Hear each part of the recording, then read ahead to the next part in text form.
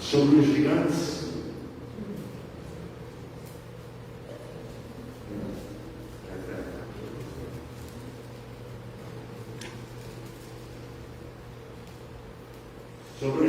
que teremos que vencer, diz assim: quando o Senhor teu Deus te tiver introduzido na terra, a qual passas a possuir, e tiver lançado fora muitas nações de diante de ti, os heteus, e os gigazeus, e os amorreus, e os cananeus, e os ferezeus, e os heveus, e os jebuseus, 7 nações mais numerosas e mais poderosas do que tu, o versículo 2 diz: e o Senhor teu Deus as tiver dado diante de ti, para as ferir totalmente, as destruirás, não farás com ela conserto, nem terás piedade delas.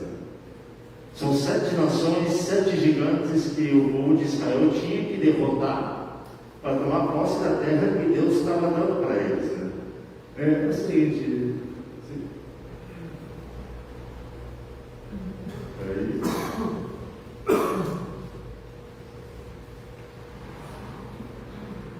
O primeiro povo aí chamam os jebuseus. Vocês sabem de onde vem o nome Jerusalém? Dos jebuseus, Jebus. Mas o que significa essa palavrinha aí, Jebuseu? Derrubado, caído. Você vai querer de cabeça para baixo. Números 13 e 33. Aqui pode abrir Números 13 e 33. E outro irmão em Provérbios 23, olha 23, 7. E outro Provérbios 13, 12.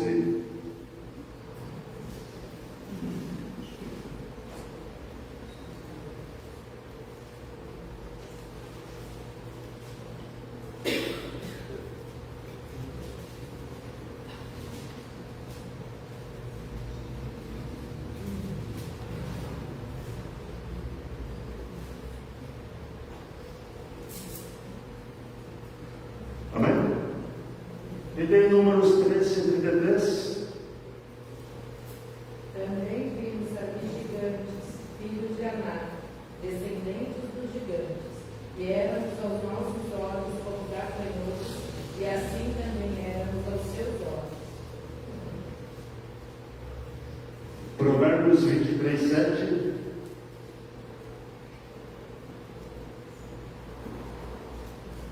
Porque como imagina em sua alma, assim ele é. Ele Sim. Ele te escolhe e bebe, mas o seu coração não está contigo. E Provérbios 13, 12 diz assim, a esperança demorada enfraquece o coração, mas o desejo chegado é a árvore da vida.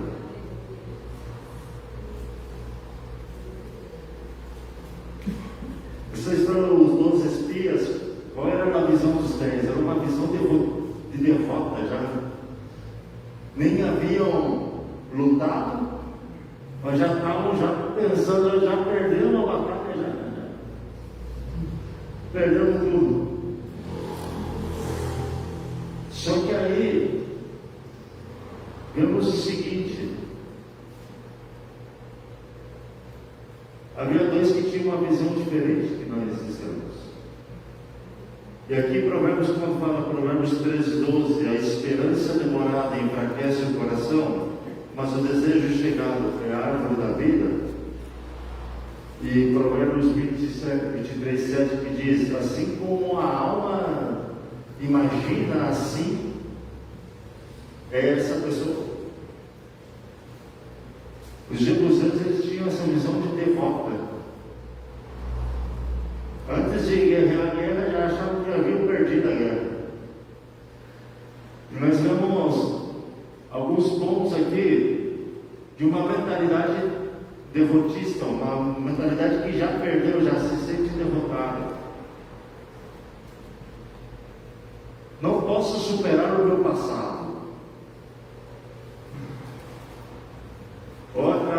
Outro pensamento de uma mentalidade derrotada. Sou fraco, sou débil, não posso. Tem outra, estou cansado e desanimado. Tenho sido derrotado. É como uma pesada nuvem sobre mim.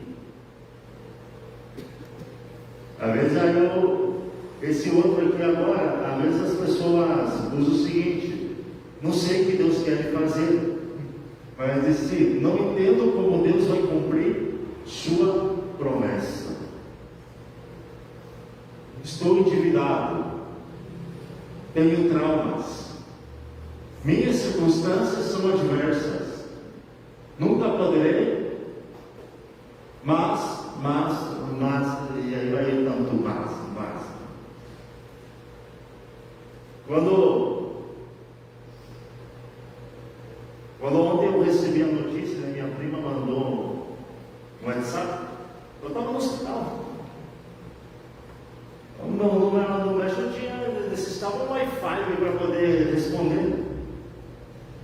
Ela manda a notícia falando que o médico mandou chamar os pais dela para despedir o seu irmão.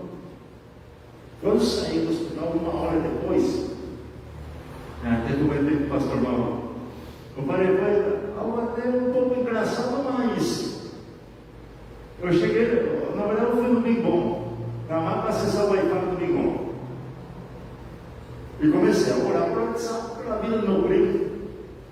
Assim foi. Eu termino de orar tudo, eu fui ver algumas coisas para comprar aí no Bingon. Aí me parou um garoto assim, na minha altura, funcionário do supermercado. E aí, a menina assim me falou o seguinte: posso perguntar para o senhor? Eu disse, pode. O senhor é pastor? Ele disse, não, eu sou missionário. Ele disse, sabe o que ele me disse? Eu me disse o seguinte: olha, eu escutei a oração que você fez aí no celular e eu precisava ouvir essas palavras suas. Peguei o nome dele todo, convidei para que venha na igreja, tudo. Então, muitas vezes o pessoal, a mentalidade de derrota, mas quando vem a palavra de Deus, ouve a palavra de Deus, isso gera o quê? Isso gera vida. Que a fé, ela vem pelo ouvir, né? E ouvir o quê? A palavra de Deus. Imagine esse povo. Eles viram milagres. Eles cruzaram o Mar Vermelho. Só faltava cruzar, passar o Jordão.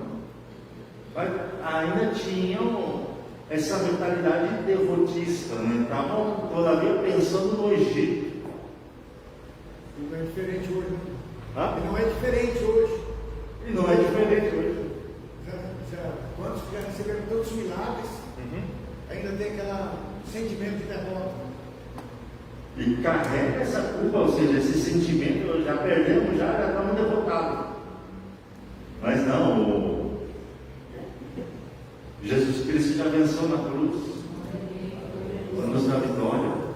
É a seguinte obra: Gigazeus. E esse povo era mais difícil, Gigazeus. Quem eram os Gigazeus? Quando aparece essa palavra transar aí, no México estão buscando fazer coisas fáceis para arrumar uma situação. Tem um problema, então eles dizem, vamos arrumar isso da maneira mais fácil. Então os gigazeus são habitantes da argila, do pântano, né? Gostam de fazer as coisas mais fáceis. Vamos cortar, vamos pegar atalhos, né? Vamos chegar nos caminhos mais fáceis, né? Tem um caminho para ir, mas vão pegar atalhos. Às vezes os atalhos te levam a perder mesmo. Fazer concessões ou viver em áreas cinzas, né? A apatia chama. No equação eu falei, tem a palavra apatia e tem a palavra empatia, né? A palavra empatia é você se colocar no lugar da outra pessoa, né? A apatia é você ser indiferente com a pessoa, você não passar o que a pessoa está passando, né? Em Apocalipse 3,15, né? Quando fala a palavra transar aqui, é fazer algo a meio caminho, né? Apocalipse 3,15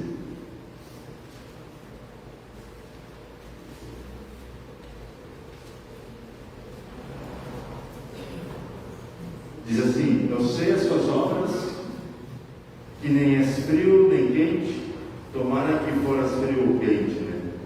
Assim, porque és morto, e não és frio nem quente, vomitar-te-ei da minha boca. Deus está falando a uma igreja, na Odisseia. Indecisão, uma pessoa indecisa, que não toma uma decisão séria, praticamente. Vai, como chama no Brasil, em banho-maria. Não toma posição. Não toma uma posição. Quer fazer as coisas pela metade. Vamos, um atalho. Tem que seguir um caminho, você quer desviar para outro. Então, um chicazeu, uma pessoa totalmente apática,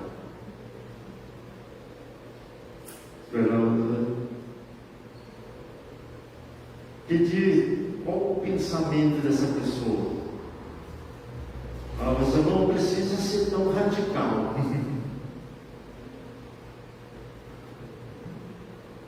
Já escutaram pessoas que falam assim? E você quer confrontar a pessoa, não afrontar, confrontar ela no seu pecado, no seu erro, e a pessoa te diz assim: mas não precisa ser tão radical. Seja mais leve, né? Seja mais tranquila a situação. Agora, já pensou se Deus é amor?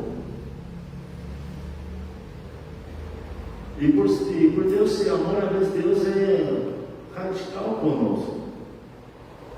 Ele nos dá a liberdade de tomar decisões.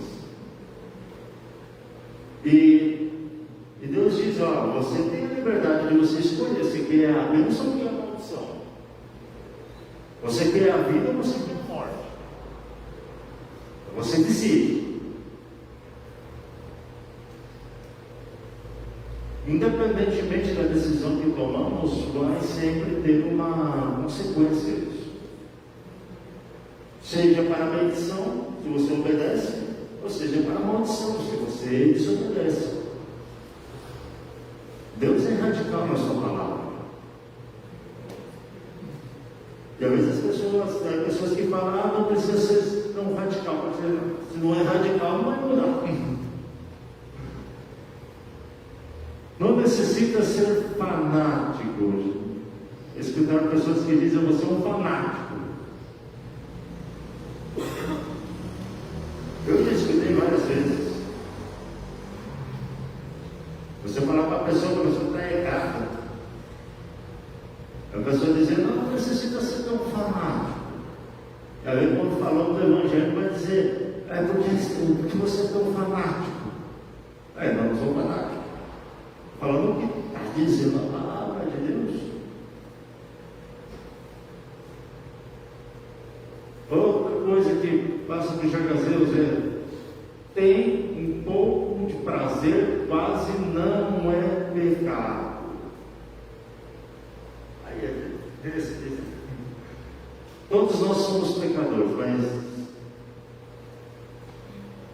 o que acontece?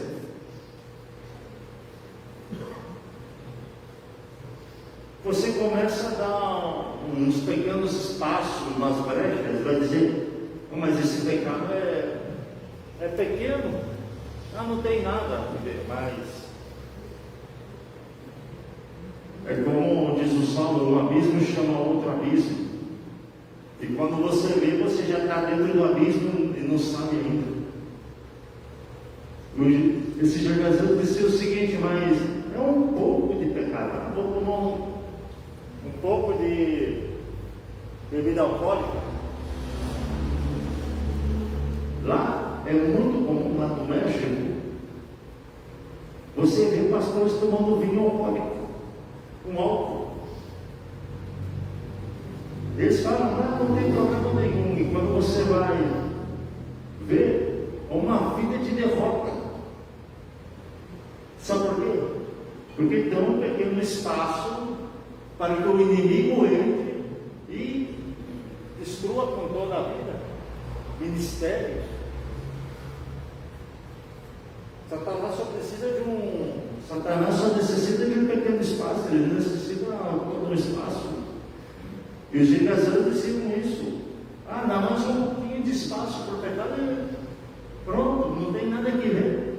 Só que esse pedacinho de pecado que pode fazer você ir para um lugar eterno de uma morte eterna. Isso dizia os Gergaseus. Não sejas tão apaixonado. Não, paixão é um sentimento que passa. Mas trazendo para que eu veja assim, eu gosto muito assim, da palavra, não ame tanto a Deus, como dizia no dia de hoje.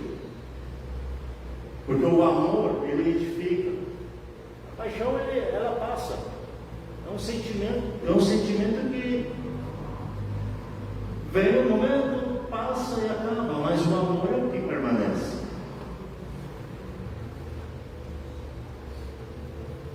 Se quiserem escutar sobre Jesus, iriam à igreja ou perguntariam.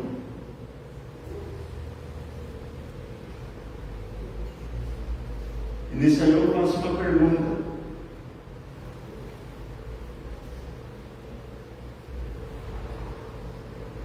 Quem veio primeiro? Jesus veio a nós primeiro ou nós tivemos que ir até Jesus?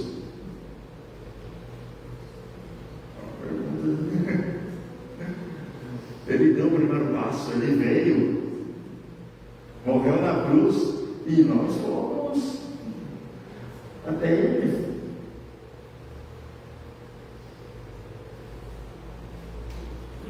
E às vezes há pessoas que dizem assim, essa pessoa quer ir à igreja, né? Ela vai perguntar. Mas só que nós temos que ir até essa pessoa. Nós temos que ir até essas ovelhas perdidas. Nós temos que ir até essas ovelhas que não tem pastor. E trazê-las. É fácil? Não. Posso falar que não é fácil. Mas depois que você vê uma ovelha transformada, uma pessoa transformada pelo poder da palavra de Deus, você vai gerar um gozo, porque o gozo é muito mais que alegria. Você gera um gozo lá dentro de nós, que não tem explicação. Ontem o meu irmão estava falando, eu estava conversando com a minha esposa. O meu irmão começou a falar das experiências dele. O meu irmão, ele gosta muito de vigília. Essa é a verdade, ele gosta muito. E ele começou a dizer à minha esposa, quando ele ia no monte orar, ele via que as folhas pegavam fogo, brilhavam, as árvores brilhavam. Ele contava todas essas experiências que ele teve. E minha esposa dizia, olha, é para que você volte para a igreja. Então nós temos que ir, né, dessas ovelhas perdidas. Outro ponto aí do Gergaseu. Não fales tão alto de Jesus porque pode perturbar. Uma coisa é a pessoa gritar, outra coisa é a pessoa falar de Jesus. Quando dizem que não fale tão alto de Jesus, não vai dizendo que tem que gritar. Não. Está dizendo, não deixe de pregar a palavra, não deixe de falar daquele que liberta, não deixe de falar daquele que pode ressuscitar os mortos, que é Jesus. Eu acho que é uma frase que diz assim: o propósito do inimigo é que peques, e assim te roubar o amor que te envolve apático.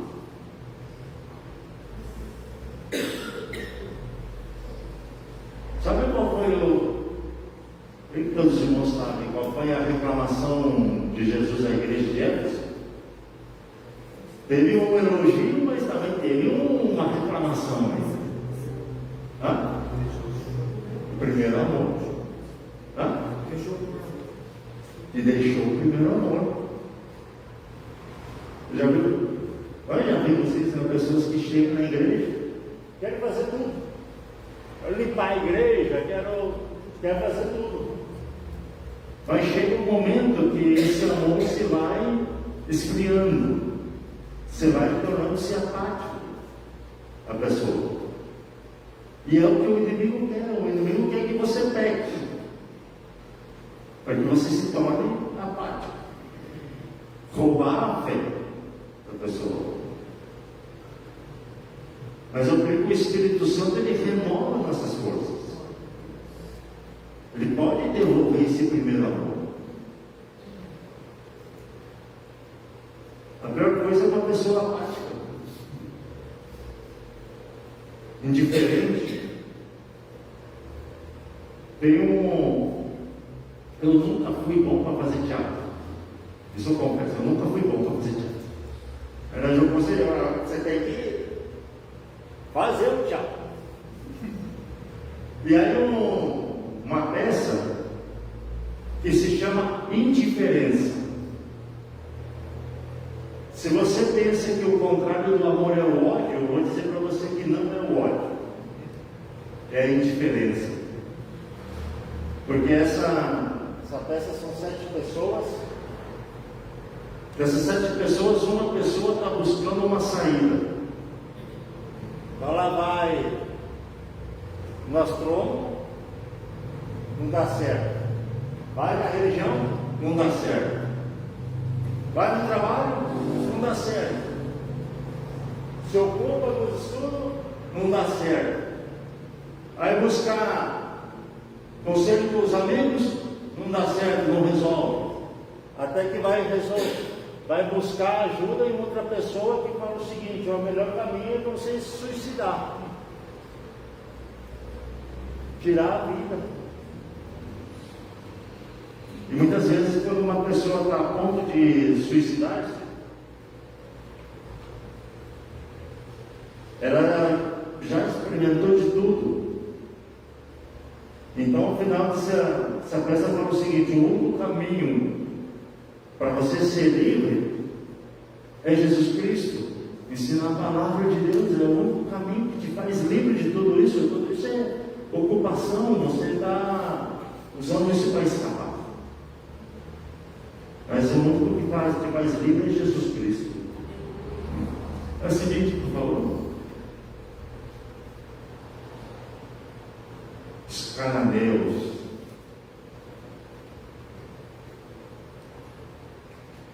Esse versículo de Mateus aí, todo mundo crê que sabe, né? Mateus 6, 24. Você sabe de onde vem os cananeus? De Cã. Filho de Noé. E Noé havia amaldiçoado a Cã, por haver entrado no leito do seu pai. Diz assim: ninguém pode servir a 2 senhores, Porque ou há de odiar um e amar o outro, ou se dedicará a um e desprezará o outro. Não poder servir a Deus e a Mamon. Outras versões diz as riquezas. Deus não divide a sua glória com ninguém. Mas os cananeus eram um povo muito materialista, materialismo. De onde vem todos esses deuses aí, essa terra aí, né? Baal, que tinha tantos nomes. Baal, Perazim, Baal, não sei o que, Baal. Um Deus cananeu. Materialismo. E aqui tem a ver com a avareza. O que é a avareza? Aí eu pergunto para os irmãos. Miserável. Mão de vaca. Pão duro. Vamos segunda-feira. Como? Segunda-feira. Segunda-feira. Vamos segunda-feira. Como? O pessoal fala que eu avaria que era pão de segunda-feira. Pão de segunda-feira? Não, na sexta-feira, primeira segunda-feira, era duro. Ah, tá. O pão já estava uma pedra já. O que mais? O que é a avareza? O apóstolo Paulo fala que a avareza é igual à idolatria. Mas a avareza é tudo aquilo que ocupa o lugar de Deus na sua vida. Ou Deus ocupa o primeiro lugar na sua vida, ou não ocupa nenhum lugar. Assim de simples. Né? A avareza é isso, tudo aquilo que ocupa o primeiro lugar de Deus nas nossas vidas. E quando Jesus fala, você não pode servir a Deus e a Mamon. Deus não divide a glória dele com ninguém.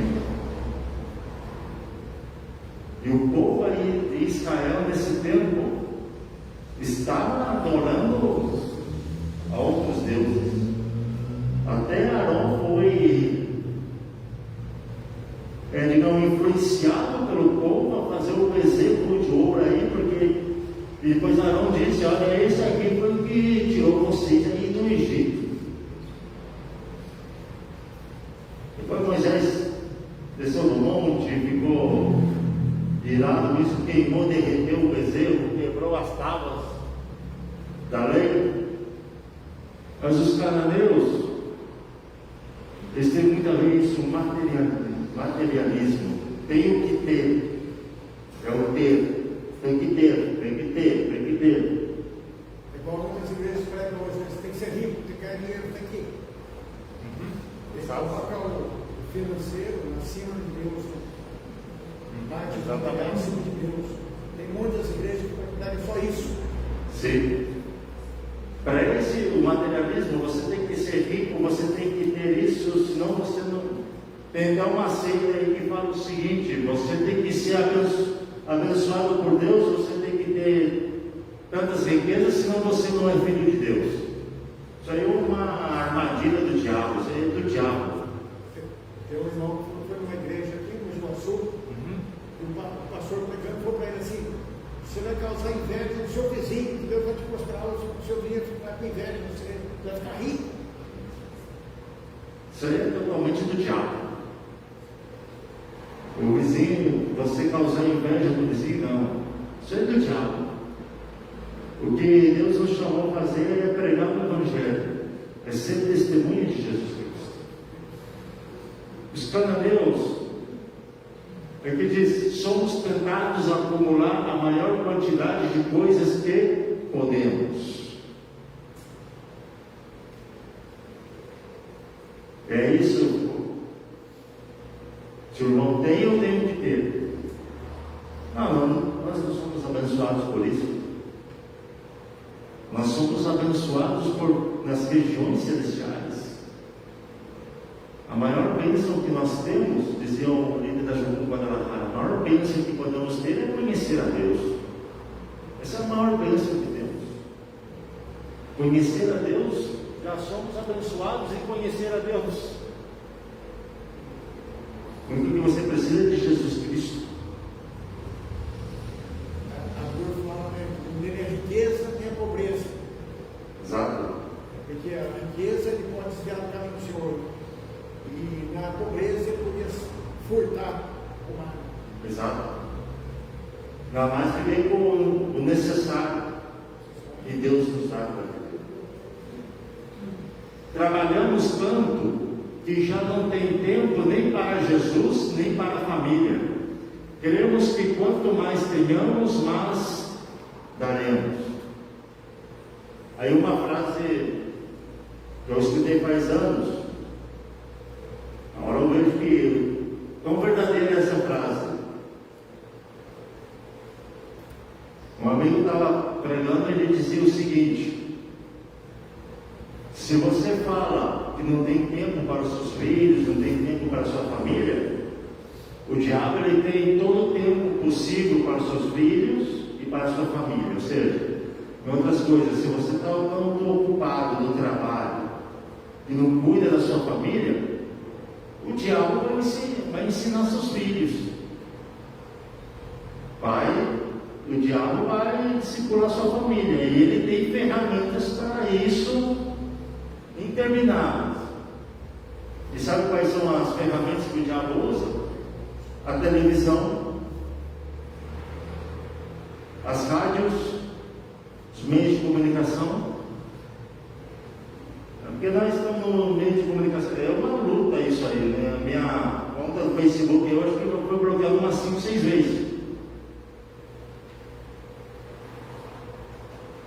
Mas quando nós fazemos transmissão, chega lá a notificação no Facebook, lá não pode isso, não pode aquilo.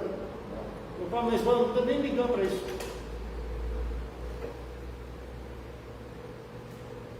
Por quê? Somente se você tem o Espírito Santo, você vai entender o que se está vivendo no sistema hoje desse mundo. Nós ainda não sabemos quem é o anticristo e ele ainda não assumiu o poder. Mas ele está trabalhando para preparar o mundo, o sistema do mundo, para ele assumir o poder. E sabe como é que o anticristo está trabalhando? Ele está trabalhando da seguinte maneira: você não pode pregar isso. Você tem que aceitar isso como uma nova normalidade.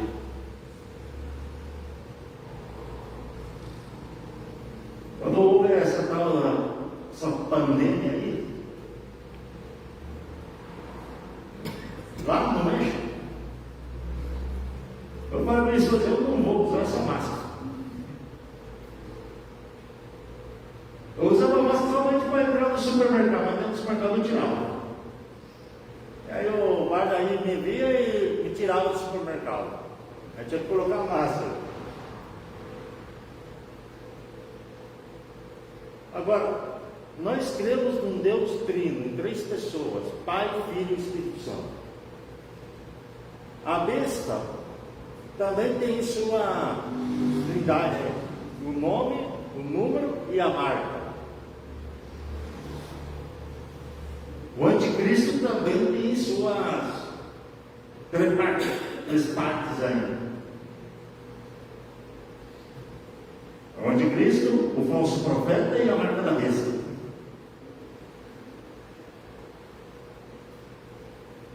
Essa coisa que se chama hoje em dia ecumenismo.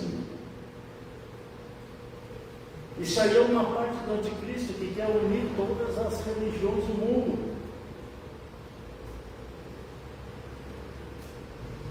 Por isso hoje nós temos músicas antibíblicas dentro das igrejas. E tudo isso vem dessa coisa aqui dos cananeus. São as coisinhas que não têm importância, né? Que não tem importância. Parece que não tem importância. Dentro da igreja, o que tem que fazer isso, o que tem que falar aquilo, o que tem que fazer isso ou outro. Esses tem que leva à destruição.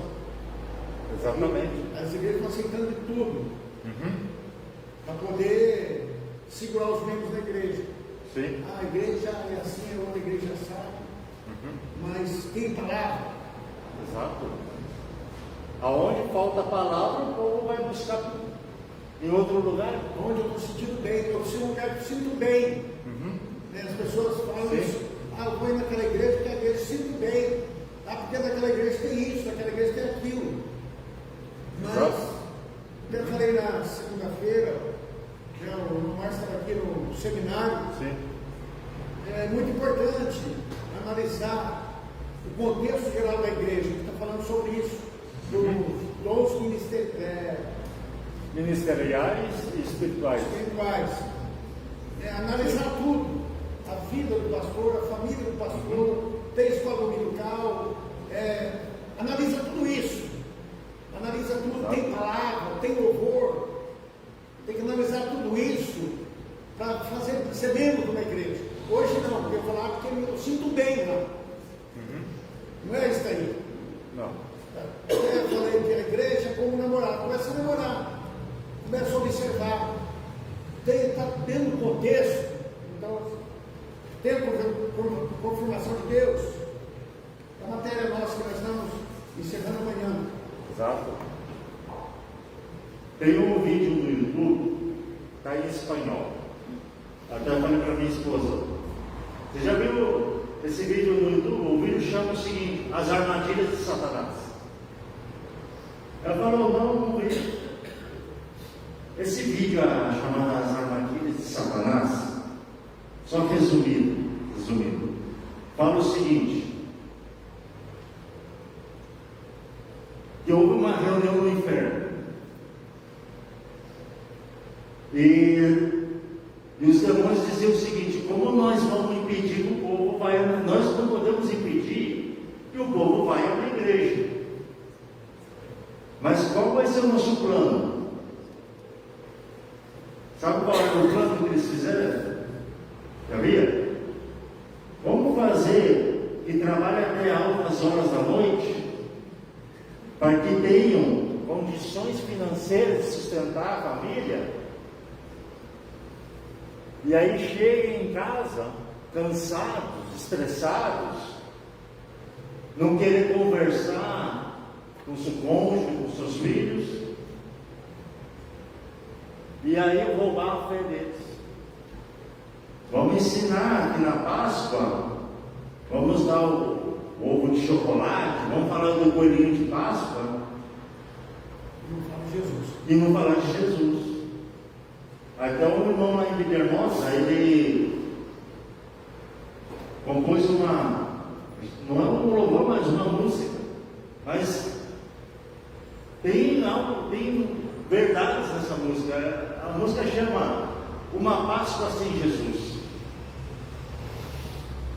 E ele começa a dizer o seguinte: trocamos a mensagem principal da Páscoa por coisas materiais.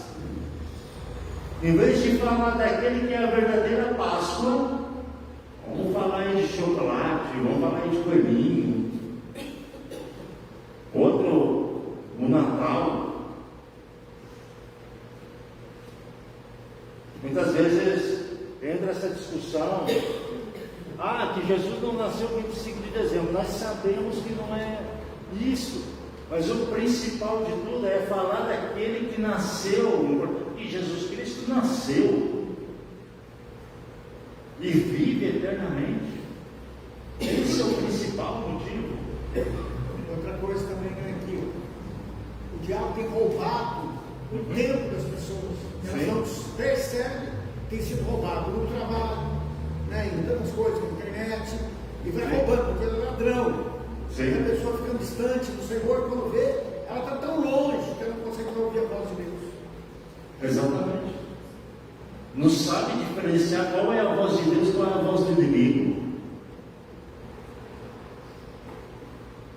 E aqui diz, cuidado, não passe muito tempo antes de que o êxito, né, em acumular bens e possessões, nos dificulta o ser generosos.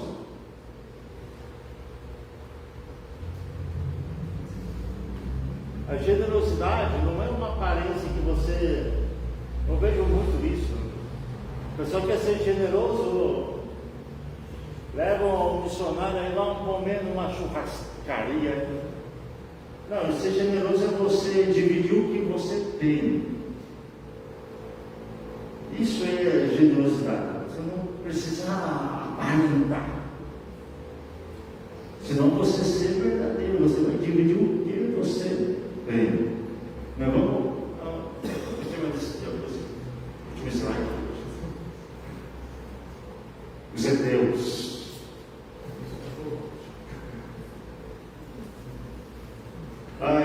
Quantos tem medo aqui? Temor. 1 Samuel 10, 22. Saul. Eu costumo dizer o seguinte: Israel pediu um rei para Deus porque todas as nações tinham reis. E aí Deus deu um rei a Israel conforme o povo. Saul, medo. Quem rei medroso aí foi esconder justamente atrás das malas, das bagagens, né? Então tornaram a perguntar ao Senhor se aquele homem ainda viria ali, e disse o Senhor: eis que se escondeu entre as bagagens. Ai, que medo de Saul. O povo pede um rei, só porque outras nações tinham um rei, e ainda se esqueceu da promessa que Deus havia feito para eles, né? Que o Senhor seria o rei de Israel eternamente. E como o povo pediu um rei, Deus deu um rei, Deus Saul, conforme o coração do povo, com medo. A insegurança. Isso é um perigo quando a pessoa se sente insegura. Então, uma missionária há 72 anos que está com nós, 50 anos de ministério, com 3, 4 anos veio trabalhar conosco. Ela sai de lá evangelizando, né? 70 anos e abriu uma igreja. Vai vendo? Quando ela vai evangelizar uma pessoa que está fora da igreja, ela chama as perguntas de diagnóstico. E a pergunta que ela faz é o seguinte: se você morresse agora, você ia para o céu ou não? A pessoa diz: ah, sim, eu vou para o céu, eu estou salva, eu entreguei minha vida a Jesus. Depois ela pergunta: mas e por que você crê que Deus tem que deixar você entrar no céu? A pessoa responde: ah, eu faço boas obras. Ela fala: não. Então você não vai entrar no céu pelas boas obras. Primeiramente você tem que arrepender do seu pecado e voltar para a igreja, voltar para a presença do Senhor. E muitas vezes a insegurança toma conta das nossas vidas. Mas fazer um comentário. A pessoa, ela afastou da igreja porque pecou. Ou pecou de deixar, ou porque aconteceu algum problema, que humanamente ela até tinha razão, mesmo assim ela pecou, porque ela deixou. Não é porque ela cometeu o pecado, é porque pode ser que a pessoa cometeu o pecado na igreja, não tinha problema na igreja, ela deixou, ela cometeu o pecado de deixar. Porque não é orar para Cristo. Exatamente. Sem contar, pode ser que ela cometeu outros pecados. Mas se justifica: ah, eu deixei por causa disso. Pecou. Exatamente, porque ela creu na palavra. E depois ela deixou, ela abandonou. Então ela pegou por isso, ela deixou de dizer, não vou mais à igreja, não vou mais me congregar. E aí até uma mentira do diabo que está circulando aí, que diz o seguinte: os desigrejados. Isso é uma mentira do diabo. Uma peste. E em Hebreus fala que não é para deixarmos de congregar.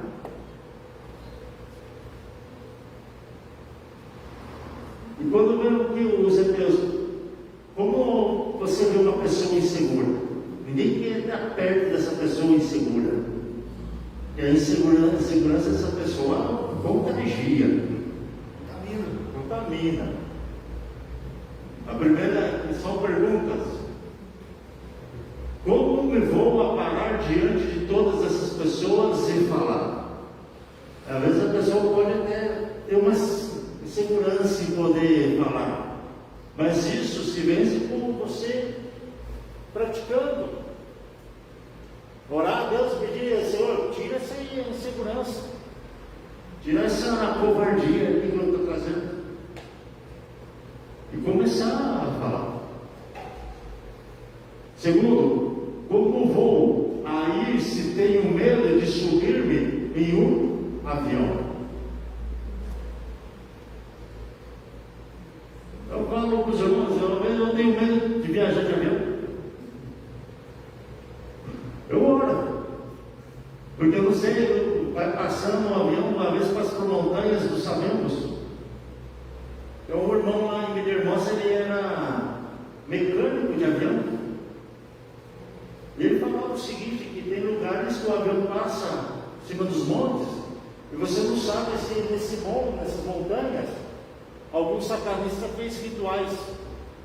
Ele fala: orar antes, para que se quebre isso. E outra, é impossível por meu trauma do passado. Vencer os traumas do passado. Se alguma pessoa te machucou, se decepcionou, aí que vencer isso gera insegurança.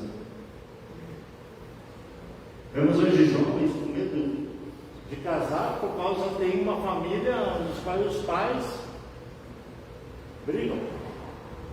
Isso gera uma insegurança. Também, se descobre meu passado, que vão falar do meu passado. Se descobre meu passado, que vão falar. Às vezes a pessoa faz zomba. Quando a pessoa abre o coração, abre seu coração, fala da sua vida, e a outra pessoa faz piada, faz fofoca. Só que a pessoa que aí faz a piada, faz a fofoca, está pecando.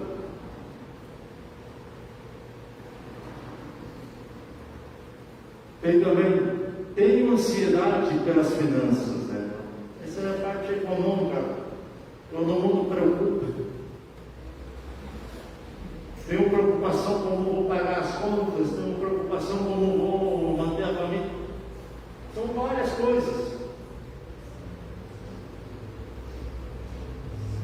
Tenho temor, tenho medo a deixar meu trabalho e viver por fé. Porque não sabe o que? Viver por fé. Aí por isso é uma outra. Às vezes as pessoas têm até o medo de obedecer a Deus no chamado, no ministério que Deus tem para a vida dessa pessoa. Eu viajei em 14 países, né? Até o irmão Diego perguntou: qual foi o pior lugar que você foi pregar? Parece na Nicarágua. Imagina, você está pregando na igreja e o governo manda a polícia para ver para escutar o que você está pregando. E sem contar que nesse dia, ainda que estava pregando, esse ditadorzinho deles aí mandou fuzilar os católicos só porque um padre a Igreja Católica falou algo contra ele. Em praça pública ainda.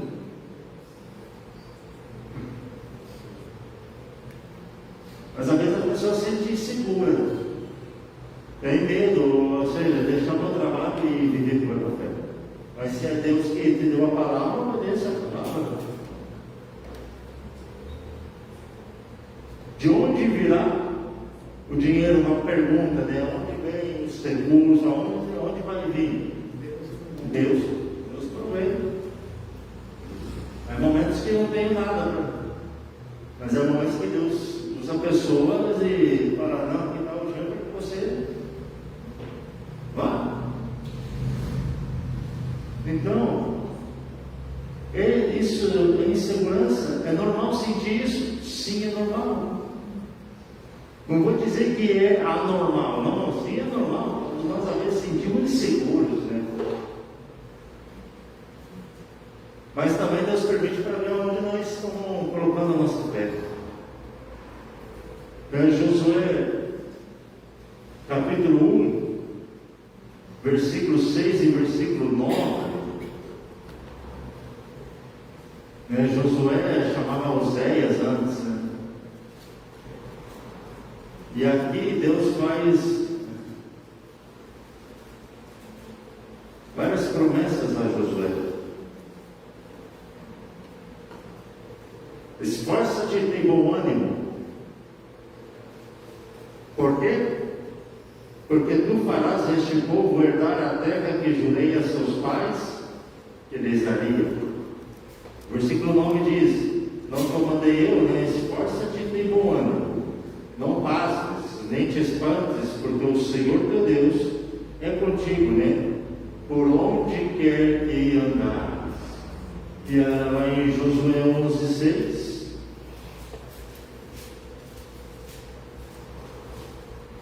E disse o Senhor a Josué: não temas diante deles, porque amanhã, a esta mesma hora, eu os darei todos feridos diante dos filhos de Israel, e os seus cavalos jaquetarás, e os seus carros queimarás a fogo, né? Uma promessa que Deus fez a Josué, que Deus ia dar a vitória a Josué sobre vários reis, e que não era para Josué ter medo. Que Deus havia prometido dar essa terra de Canaã ao povo de Israel. E Deus falou o seguinte a Josué: não temas, porque você vai fazer que esse povo herde essa terra prometida. Tem muita gente que às vezes tem medo de ser abençoado por Deus. Deus já deu a bênção, Deus já falou que vai abençoar. Mas a insegurança parece que toma posse da vida da pessoa e se esquece do que Deus havia prometido. Mateus 6,33. Sim. A buscar primeiro o reino de Deus e a sua justiça, e as demais coisas vos serão acrescentadas. E em espanhol esse versículo fala que vem por añadidura, ou seja, que vai vir essas bênçãos de Deus. Se você busca primeiro o reino de Deus, Deus vai acrescentar o que falta para a sua vida. A comida, a bebida, a roupa. Deus vai prover o necessário. Eu vejo muita gente, muitos missionários que abusam tanto, que às vezes reclamam o seguinte: o missionário não pode passar fome. Missionário no campo do sol, perguntou. Ontem mesmo, eu estava pregando à noite. Eu falei o seguinte para os irmãos lá: a vida do Pai estão abençoados, estão livres. Que um amigo de Campinas me disse o seguinte: Márcio, eu quero ir visitar você no México. Eu falei: vem para cá. E foi. Foi até engraçado, porque estávamos andando, estava mostrando para ele a cidade ali de Villahermosa, todo. Paramos numa praça. Aí ele leu escrito o seguinte: bem desse chapulim. Aí falou, como a gente comeu, eu vou experimentar. Aí a moça pediu um copo de chapulim. Eu copo o chapulim, põe o limão, o sal, aí ele comeu o chapulim. Aí me perguntou o seguinte, ô Márcio, você comeu esse chapulim aqui, o que você sentiu? Eu falei, olha, eu nunca comi isso. Aí eu perguntei, depois eu perguntei para ele, mas você sabe o que é o chapulim aqui? Ele falou, não. Então eu vou explicar. O chapulim é o grilo frito. Falei, é isso que você comeu, o grilo frito. Aí ele falou, falei, não tem graça eu falar para você que o chapulim é o grilo frito. Agora, trazendo para a realidade, por isso eu falo que às vezes se você é pai e você não tem tempo para o seu filho, a televisão vai ter todo o tempo possível. Já ouviu falar no Chapolin Colorado? E quem já ouviu falar do Chapolin Colorado? Né? Agora levantar a mão. Agora que você sabe que o Chapolin é um grilo. Agora você sabe que o logotipo, o desenho aí do Chapolin, a letra, é assim.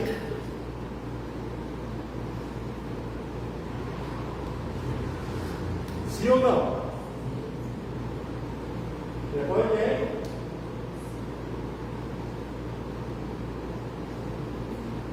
Sim ou não? Agora eu pergunto para vocês. É uma prova. O que significa isso? A ver quem sabe. Hã?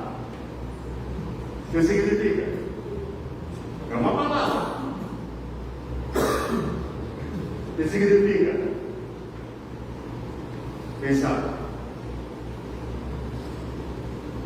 Eu vou dizer uma coisa para vocês. Não significa Chapolin.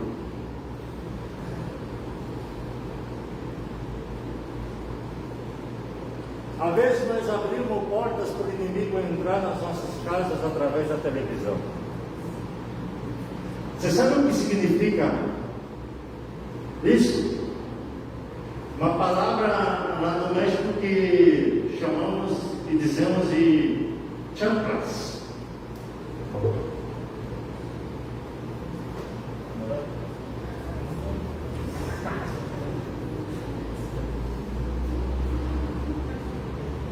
Chanclas.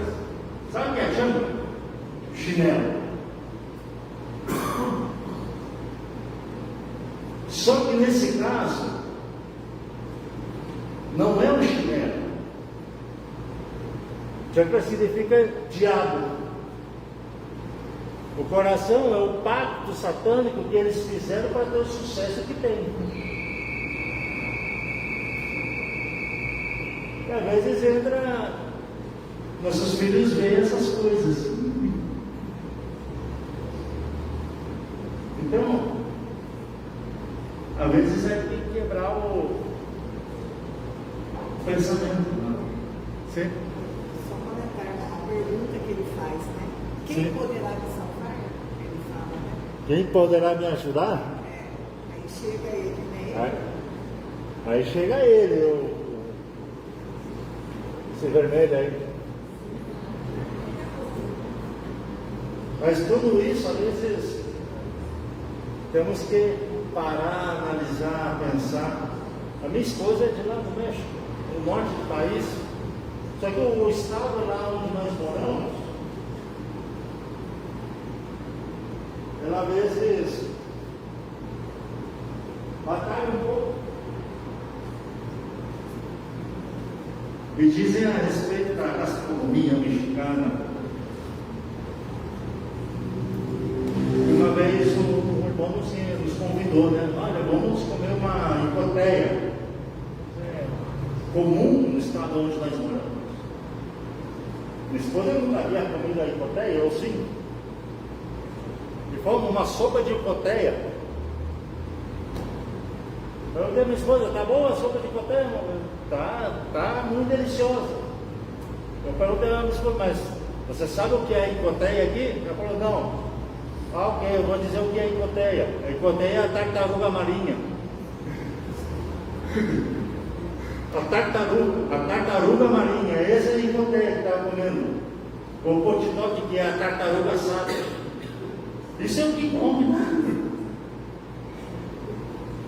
E às vezes dá insegurança, porque a pessoa pensa o seguinte, mas comer esse tipo de comida, como vai reagir no estômago? É um rato em Chiapas, é um rato do mato desse tamanho. Eu não cheguei a comer, mas é um prato tradicional dessa cidade.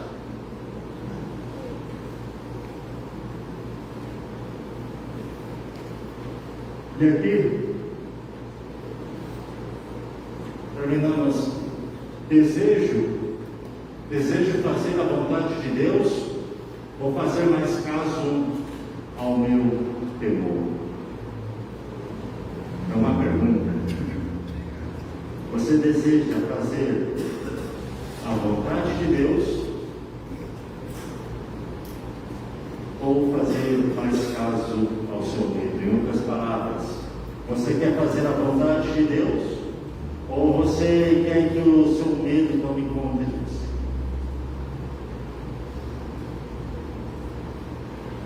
A insegurança, às vezes sentimos, mas o Espírito Santo, o que ele faz nas nossas vidas é nos fortalecer, né? Lá em Isaías 11:2, né? E diz assim, fala do reino do Messias, está falando de Jesus Cristo, quando ele viesse ia repousar o Espírito do Senhor sobre ele, o Espírito Santo. E o versículo 2 diz, e repousará sobre ele o Espírito do Senhor, e o Espírito de sabedoria e de inteligência, e o Espírito de conselho e de fortaleza, e o Espírito de conhecimento e de temor do Senhor. Quando fala temor do Senhor, não é ter medo do Senhor, não, senão é respeitá-lo, é adorá-lo, é tomá-lo em conta em tudo o que nós fazemos. Amém? Vamos orar para terminar? Pai, queremos agradecer ao Senhor. Obrigado, Pai amado, pela Tua palavra. Obrigado, Pai amado, pelo que o Senhor nos tem ensinado, Pai amado, nesse dia. No nome de Jesus, abençoa, Pai amado, os Teus filhos. Abençoa, Pai amado, a meus irmãos. No nome de Jesus, Pai, que o Senhor dê a eles, Pai, entendimento da Tua palavra. Eles busquem, desejam e anselam, tenham anhelar, Senhor, em conhecer ao Senhor, Pai, e seguir conhecendo o Senhor. No nome de Jesus, Senhor. Graças te damos, Pai, por tudo que o Senhor tem nos ensinado, por tudo que o Senhor tem nos mostrado nesta manhã. No nome do Senhor Jesus. Amém.